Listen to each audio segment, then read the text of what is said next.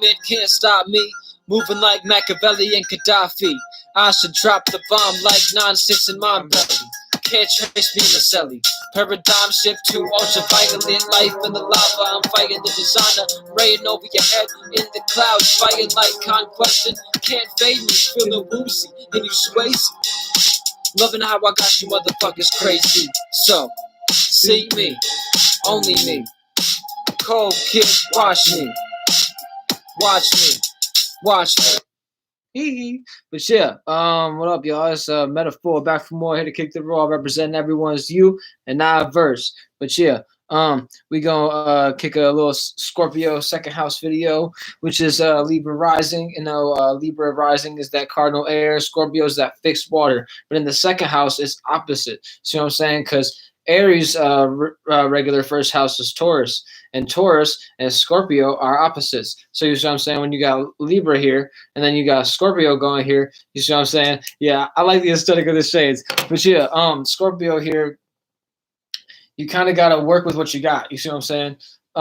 It's like this fixed water is going to stay in its emotions when it's supposed to grow. So it's like maybe you keep on maybe you don't, maybe you put it outside, right? And you're trying to grow something outside, and it's like the winter time and shit. So think about it this way: like Scorpio is like the the middle of the fall. Yeah, the middle of the fall is the fixed, right? And then Taurus is the middle of the spring. So when you plan things in the fall compared to the spring, it's opposite. You see what I'm saying? And that's how it's the interpretation.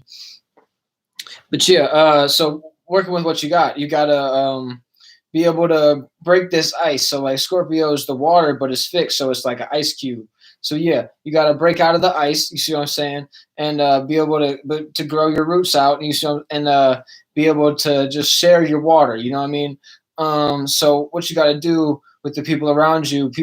Some people may not understand you. Some people may see you as a little bit hard to grow with because Libra tends to be here and there because they're air. A little bit. Shouts out to Dolo, the flight boss. Why you call me flight? This is a good song. But yeah, it's like that's the air sign shit. But yeah, in my personal interpretation of the song, whenever I heard it, it sounds like he's air. You know, he's talking about the air. You know, and cardinal air is initiating, creating new ways of communicating. So with this fixed water in the second house, you know, so like I think the reason why this is because technically you're not going to show your true self right away with that personality. You're showing this kind of it's like Libra is, I think, in my personal opinion, a little bit cold and like just says what's needed to make the situation right. I mean, I'm sure there's Libras out there that create that true balance, and you know, it's a beautiful circumstance. But Libras tend to get over it, from what I've experienced. They tend to get what they need, and then boom, after that, it's kind of like you know, we can talk it out, but we're not really actually going to go nowhere with it. We're just going to keep talking about going somewhere with it. So I think this is where this ice comes to with this second house. It's like you don't want to spread out and spread your roots because let's see, your third house is Sagittarius. So I think it's because like you have this in your, you feel that you can communicate and that's traveling to you. You know, with this Sagittarius third house, your environment's filled with Sagittarians, and you know, you feel that you can just stay in your little space of the second house in Scorpio and just and grow through, you know, the people that are just generally around you and in their natures, and you can explore through them.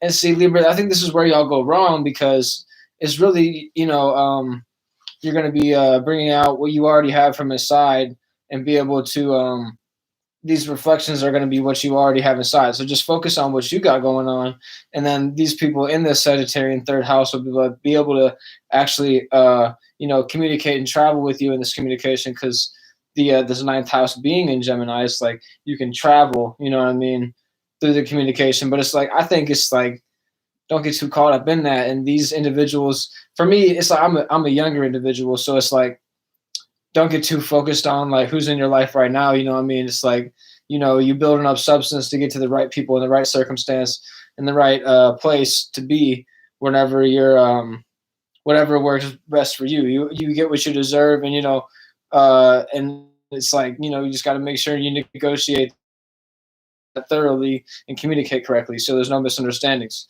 So it's like, you know, I think you guys gotta just choose your conversations wisely, choose your partnerships wisely.